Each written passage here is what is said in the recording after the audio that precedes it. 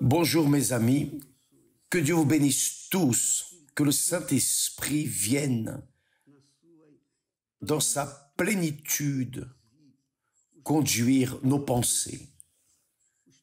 Nos pensées, s'il pouvait, pouvoir il peut, sauf qu'il dépend de notre permission pour pouvoir faire sa volonté dans notre vie, qu'il ait votre permission, mes chers amis, pour pouvoir guider votre pensée, votre intellect, votre intelligence, votre rationnel, non votre cœur. Le cœur, lorsque l'esprit humain est conduit par l'Esprit de Dieu, le cœur se soumet de manière humble, et nous ne souffrons pas autant dans ce monde. Et en parlant d'humilité, j'aimerais partager avec vous l'une des raisons du pourquoi. L'une des raisons, je pense que c'est la principale. Je crois que c'est la raison principale pourquoi beaucoup de personnes sont dans les églises, se disent chrétiennes, ont une carte de membre de l'église, sauf que leurs vies sont sans saveur, insipides, sans rien. Elles devraient exhaler le parfum du Seigneur Jésus. Elles devraient être la propre bénédiction, la source d'eau vive pour d'autres personnes. Elles devraient, dans leur vie, sanctifier le nom de notre Seigneur Jésus-Christ ici sur terre.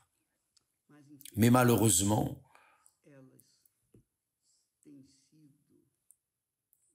elles sont un fracas, un dégoût pour Dieu, parce qu'il n'est pas mort pour que nous vivions une vie de dégoût, une vie de tristesse, d'agonie, d'abandon, de solitude, rien de cela.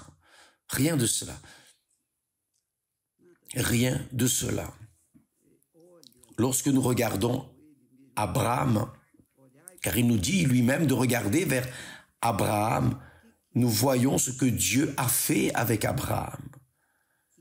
Et c'est ce que Dieu veut faire avec vous. Il veut que vous soyez la propre bénédiction. Vous savez ce qu'est être la propre bénédiction.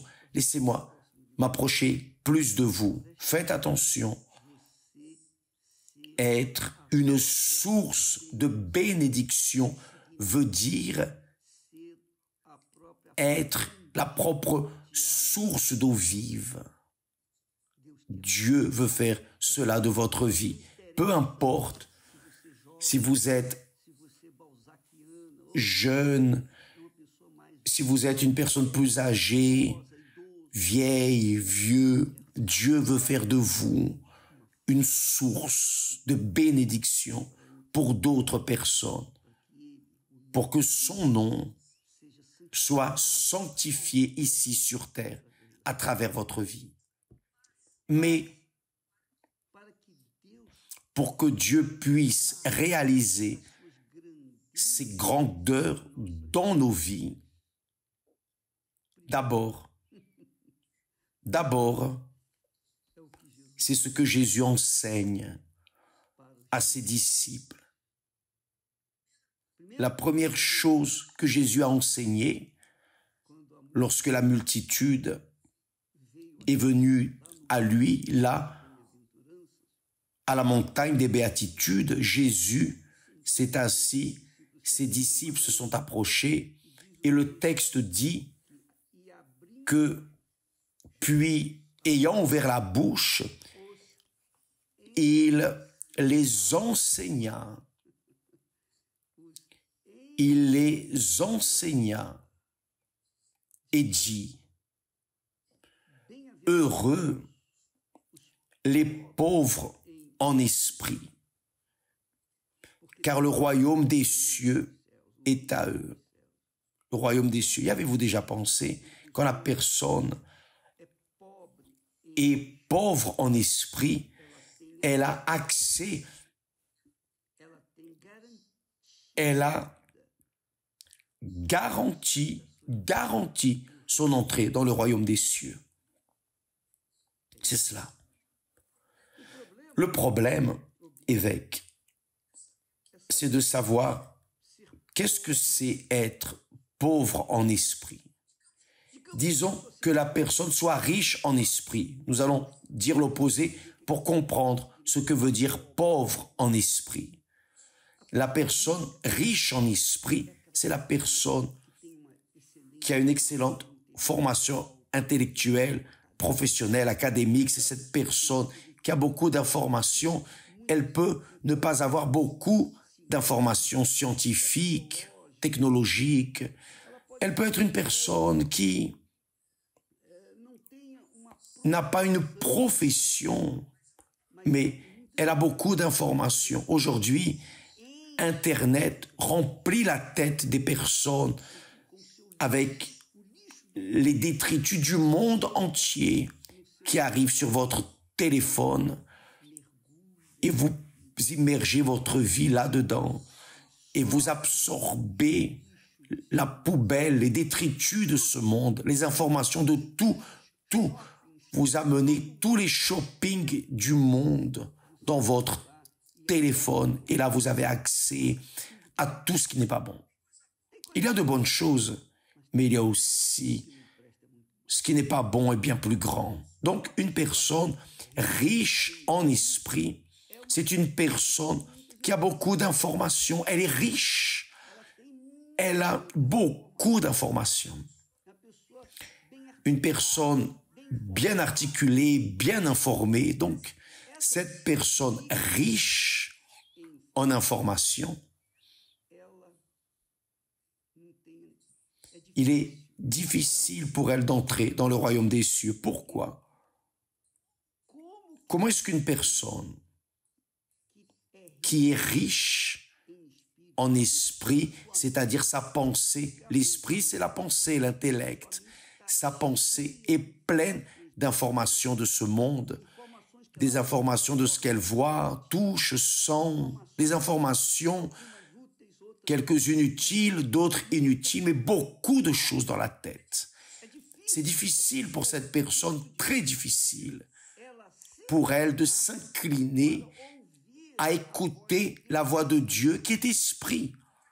La voix de Dieu est esprit. La parole de Dieu est esprit. Jésus a dit, mes paroles sont esprit et vie. Dieu est esprit. Donc, tout ce qui concerne Dieu est du royaume spirituel, du royaume de Dieu, du royaume des cieux. Mais nous ne voyons pas le royaume des cieux. Nous ne touchons pas, nous ne sentons pas, nous ne voyons pas le roi et Seigneur Jésus-Christ. Mais qui est riche en esprit, voit, touche, sent, embrasse, prend, saisit, enfin,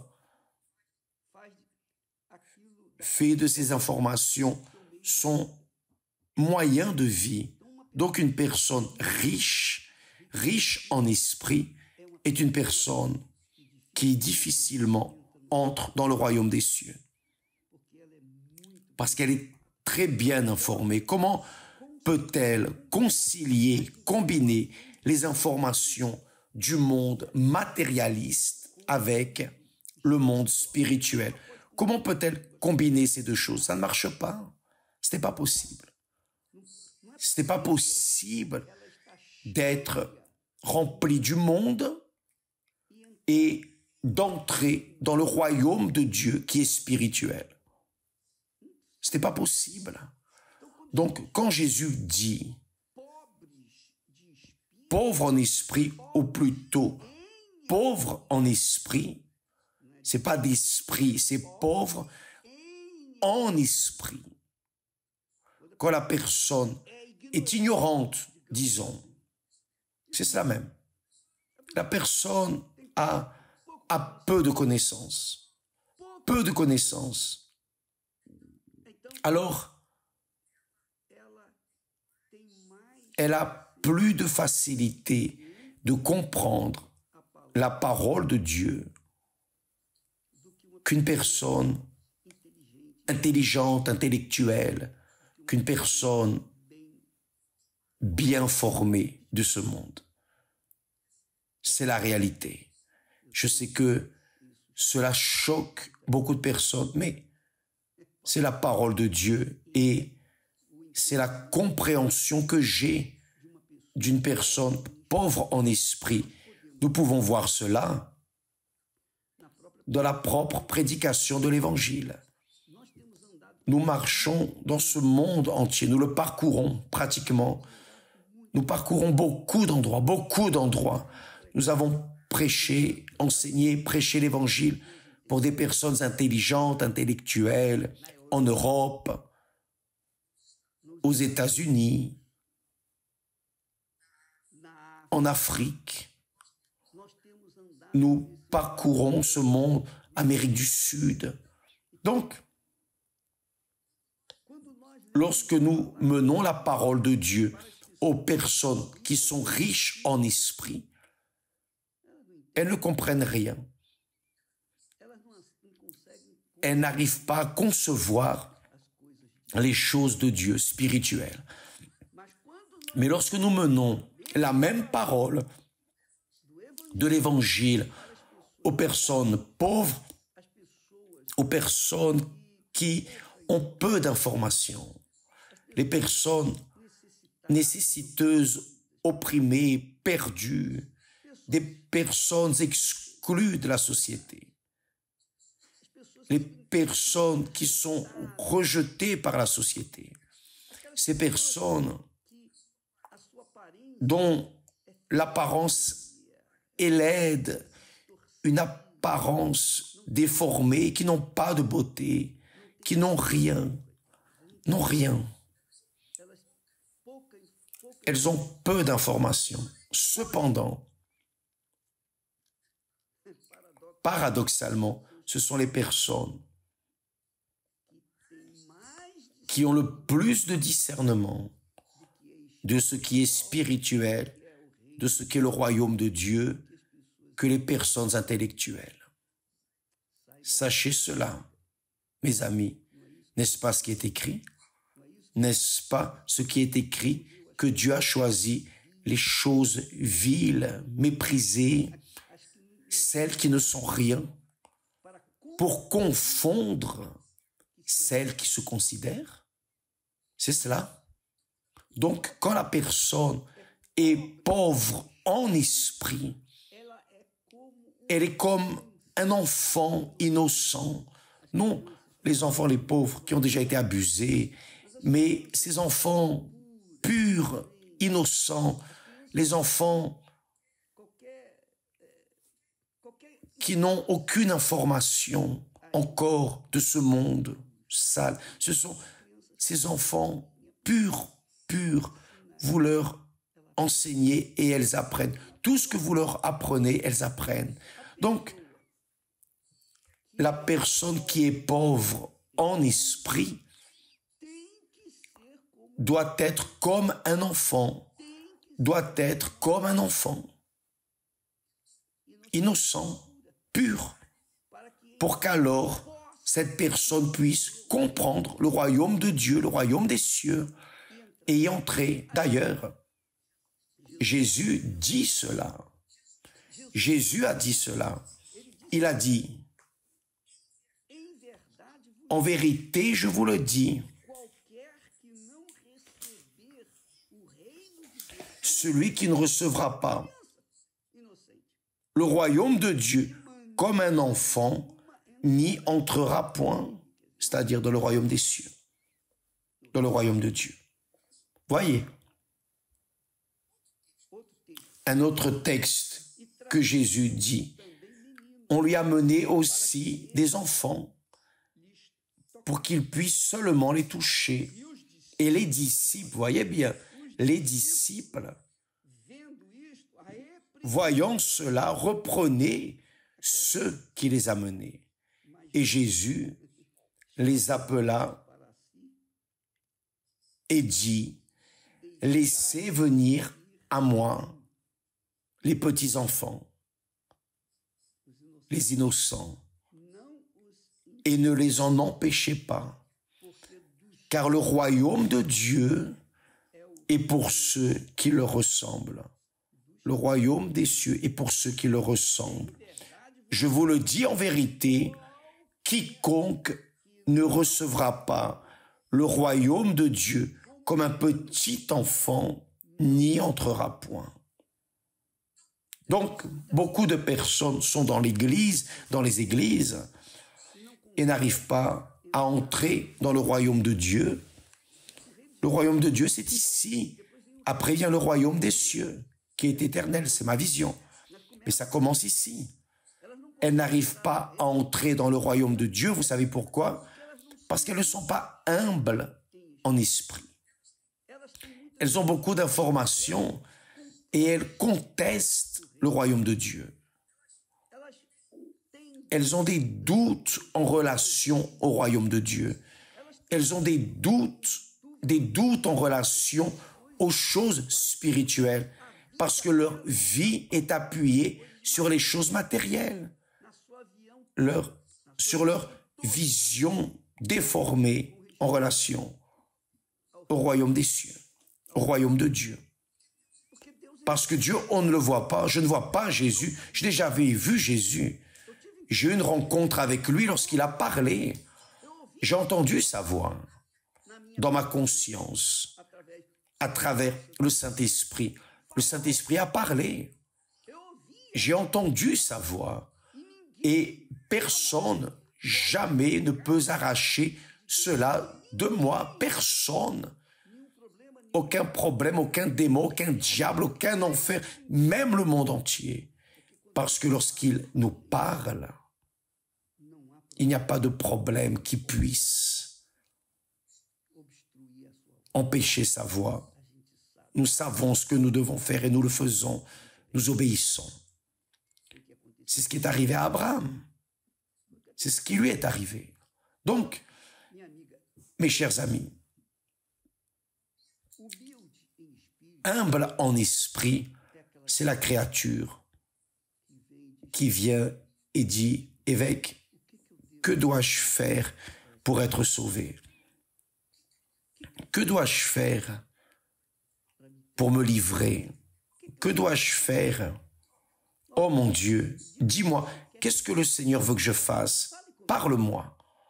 Donc, c'est la personne qui est humble d'esprit. Elle se soumet, elle se livre. Et cela s'appelle croire, qui n'a rien à voir avec juste accepter ou avoir une croyance, car celui qui croit se soumet à la parole de celui en qui il croit, Donc, c'est ainsi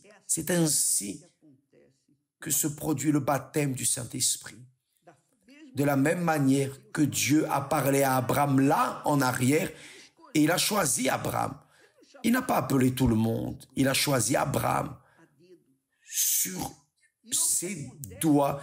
Et ce qui se passe dans ma vision, quand la personne reçoit le Saint-Esprit, beaucoup sont appelés, mais peu sont choisis. Les choisis, les élus, sont précisément les humbles en esprit, qui sont comme des enfants innocents. Parce qu'aujourd'hui, malheureusement, beaucoup d'enfants n'ont plus rien d'innocence. La beauté de l'enfant s'est allée, est terminée. Mais il existe encore ces personnes qui sont comme des enfants innocents, qui ont peu d'informations de ce monde. Donc, ils n'ont pas beaucoup à contester la parole de Dieu. Parce que c'est le royaume de Dieu. Et c'est la foi que Dieu donne. C'est la conviction que Dieu même nous donne. C'est lui qui nous donne, mais il nous donne quand nous sommes humbles, humbles en esprit, lorsque nous sommes comme des enfants innocents. Donc, lorsqu'il choisit ses enfants, il parle. Et quand il parle, le reste, c'est fini. Ça va exploser. Ça doit exploser. Parce que la voix de Dieu est puissante. Là, au psaume 29, après vous lirez, il est dit que la voix de Dieu est puissante, capable de séparer les murs de feu. Donc, mes amis, quand le Saint-Esprit vous appellera, allez de l'avant, allez à fond. Vous n'aurez besoin de demander à personne ce que vous devez faire ou ce que vous ne devez pas faire. Le Saint-Esprit lui-même, la voix de Dieu elle-même vous guidera. Quand cela arrivera, vous deviendrez la personne la plus riche du monde, bien plus heureuse de la terre, car vous avez été choisi. Le signe du baptême du Saint-Esprit, c'est la voix de Dieu en nous. Et lorsqu'il parle, vous qui me regardez en cet instant, qui avez eu cette expérience, vous qui êtes né sans père, sans mère, vous qui avez été jeté dans le monde, personne ne vous a embrassé. Vous n'avez pas été élevé par une mère, un père. Vous avez été élevé par le monde. Votre vie était un détritus dès le départ. Mais est arrivé le jour où vous avez entendu la voix de Dieu. Et il vous a dit, je suis ton père. C'est fini. Et là, vous avez compris ce qu'est être humble en esprit. Vous avez reçu la voix de Dieu. Vous avez été choisi. Tu es mien. Je t'ai choisi. Je t'ai choisi. Et mes amis, Dieu vous a choisi. Maintenant, vous m'écoutez en ce moment et peut-être le Saint-Esprit est en train de brûler en vous, de brûler. Vous sentez un feu qui monte en vous, l'envie d'embrasser Jésus et ne plus jamais le lâcher. Recevez le Saint-Esprit là maintenant. Il descend sur vous. Maintenant, en cet instant, sans musique, sans tralala, sans émotion, sans rien. Recevez le Saint-Esprit là maintenant. Soyez baptisés, scellés du Saint-Esprit là où vous êtes. Peu importe où vous êtes, même si vous êtes dans le bus, en chemin, pour l'église, en voiture, quel que soit l'endroit où vous êtes, peu importe, pour Dieu, il n'y a pas de difficulté. Recevez le Saint-Esprit et soyez remplis de la joie, de la paix, d'abord de la paix et ensuite de la joie de Dieu en vous. Que Dieu vous bénisse tous de cette manière au nom du Seigneur Jésus-Christ. Amen. Et grâce à Dieu. Alléluia. Allons de l'avant dans le jeûne de Daniel et nous allons prendre possession de notre terre promise. À demain. Que Dieu vous bénisse tous au nom du Seigneur Jésus. Si vous êtes cette personne qui est affligée, blessée, surchargée, aujourd'hui, dans toutes les églises universelles, nous avons une campagne. Cette campagne, venez à moi, que Jésus a dit. Jésus a dit, venez à moi, vous tous qui êtes fatigués et chargés, c'est-à-dire les personnes rejetées de ce monde Si vous êtes rejetés pour tous et toutes, Jésus dit, venez à moi et je vous donnerai du repos. Aujourd'hui, au nom du Seigneur Jésus, dans n'importe quelle église universelle. À demain, que Dieu vous bénisse, au nom du Seigneur Jésus. Amen.